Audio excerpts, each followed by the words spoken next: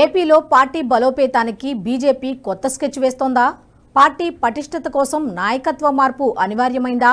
అయితే కొత్తసారిగా ఎవరిని నియమించబోతున్నారు? ప్రస్తుత AP BJP chief Purandeswari term ముగిశాక కొత్తసారిగా ఎవరిని నియమిస్తారు?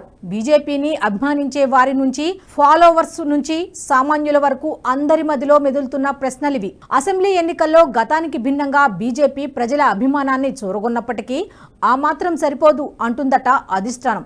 2029 నాటికి బీజేపీని గ్రామస్థాయి నుంచి బలోపేతం చేయాల్సిందేనని, ఇందుకోసం అవసరమైన అన్ని చర్యలకు సిద్ధంగా ఉన్నట్లు ప్రచారం జరుగుతోంది. చేయాలంటే ఎక్కడ ఎవరిని ఉంచాలన్న దానిపై సీరియస్ గా ఆలోచిస్తున్నదని టాక్. ఇటీవల జరిగిన అసెంబ్లీ ఎన్నికల్లో బీజేపీ గెలిచింది 8 స్థానాల్లోనే. టీడీపీ జనసేన పొత్తుతో పోటీ చేసిన స్థానాలు తక్కువే అయినా ఎప్పుడు ఇలాంటి పరిస్థితులే ఉండవు కాబట్టే దీపం ఉన్నప్పుడు ఇల్లు చక్కబెట్టుకోవాలన్న చందంగా వచ్చే ఎన్నికల నాటికి ఇప్పటి నుంచే సిద్ధమవ్వాలని బీజేపీ యోచిస్తున్నట్లు ప్రచారం జరుగుతోంది. ఇందుకోసం పార్టీ నాయకత్వ బాధ్యతలను కీలక నేతలకు అప్పగిస్తే బాగుంటుందని ఓ నిర్ణయానికి వచ్చినట్లు తెలుస్తోంది.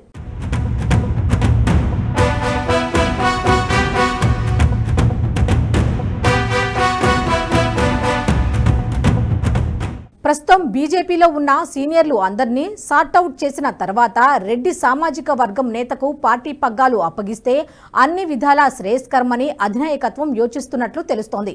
దక్షిణ భారతదేశంలోని ఏ పార్టీలో చూసినా రెడ్డి సామాజిక వర్గం బలంగా ఉండటం, ఇతర పార్టీల్లోని నాయకత్వాన్ని ఢీ కొట్టాలంటే ఆ సామాజిక వర్గానికి చెందిన వారికే బాధ్యతలు అప్పగిస్తే మంచిదని యోచించినట్లు తెలిసింది. ఇందుకోసం గతంలో ప్రభుత్వం ప్రజల్లో ఉన్న నాయకుడైతే మరీ మంచిదని భావిస్తున్నారట. ఇప్పటికే చాలా మంది పేర్లు పరిశీలించగా ఉమ్మడి ఏపీ చివరి ముఖ్యమంత్రిగా పనిచేసిన నల్లారి కిరణ్ కుమార్ రెడ్డికే ఎక్కువ మార్కులు పడ్డట్లు తెలుస్తోంది. ఉమ్మడి ఆంధ్రప్రదేశ్ చివరి సీఎంగా పనిచేసిన కిరణ్ రెడ్డికి అటు కాంగ్రెస్ పార్టీలో ఇటు బీజేపీ నాయకులతో కేడర్తో సత్సంబంధాలు ఉన్నాయి.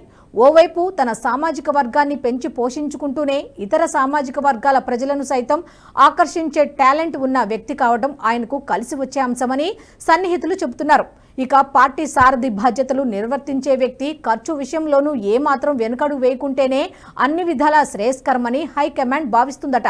ప్రస్తుతం కూటమి ప్రభుత్వం ఏపీలో అధికారంలో ఉన్న నేపథ్యంలో ఓవైపు గెలిచిన ఎమ్మెల్యేలను ప్రోత్సహిస్తూనే గ్రామాలు పట్టణాల్లో కేడర్ను బలోపేతం చేయాల్సి ఉంటుంది. ఇలాంటి పనులు కేవలం మాటల ద్వారా మాత్రమే సాగవు, కొంత డబ్బు కూడా ఖర్చు పెట్టాల్సి వస్తోంది. పార్టీ ప్రతిష్టతకు భంగం కలిగించకుండా పేరు ప్రఖ్యాతలు సంపాదించాలంటే మున్ముందు ఖర్చు చేయాల్సిందే. ఈ నేపథ్యంలో కిరణ్ కుమార్ రెడ్డి పార్టీ సారథిగా ఉంటే బాగుంటుందని కొంతమంది లీడర్లు కూడా సలహా ఇస్తున్నట్లు ప్రచారం జరుగుతోంది.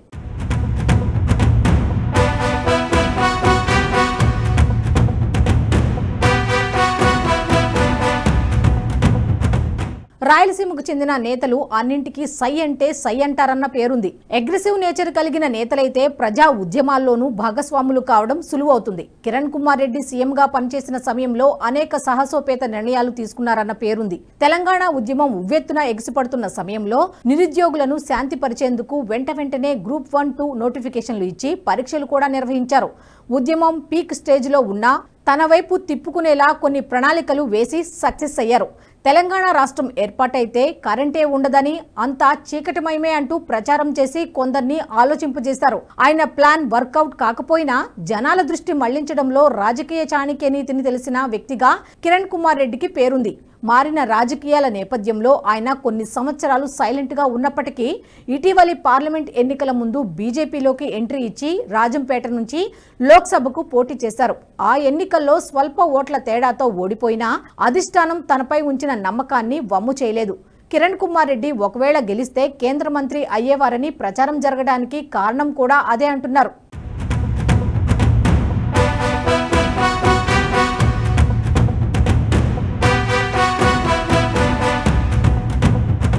ప్రస్తుతం ఏపీ బీజేపీ చీఫ్ గా ఉన్న పురంధేశ్వరి స్థానంలో కిరణ్ కుమార్ రెడ్డికి పార్టీ బాధ్యతలు అప్పగిస్తే ఎలా ఉంటుందనే అభిప్రాయాన్ని కూడా సేకరించినట్లు తెలుస్తోంది. పురంధేశ్వరి పదవీ కాలం త్వరలో పూర్తి కానుండటంతో ప్రస్తుతం ఆమె ఎంపీగా ఉండటం వల్ల ప్రత్యామ్నాయంగా కిరణ్ కుమార్ రెడ్డికి అవకాశం ఇవ్వాలని యోచిస్తున్నట్లు తెలుస్తోంది. ఏపీలో రెడ్డి సామాజిక వర్గాన్ని ఆకట్టుకోవాలని ఇప్పటికే ప్లాన్ చేస్తున్న బీజేపీ ఆయనకు పార్టీ అధ్యక్ష బాధ్యతలు అప్పగిస్తే ఎలా ఉంటుందని కూడా కొన్ని ఉదాహరణలు బేరీజు వేసుకుంటోందట. ఏపీలో రెడ్లకు రాజకీయాలపై ఎక్కువ ఆసక్తి ఉన్న నేపథ్యంలో ఆ సామాజిక వర్గాన్ని బీజేపీకి అటాచ్ చేస్తే వచ్చే అసెంబ్లీ ఎన్నికల నాటికి పార్టీ పటిష్టతతో పాటు అధికారాన్ని దక్కించుకునే స్థాయికి ఎదగవచ్చని ప్లాన్ చేస్తున్నట్లు టాక్.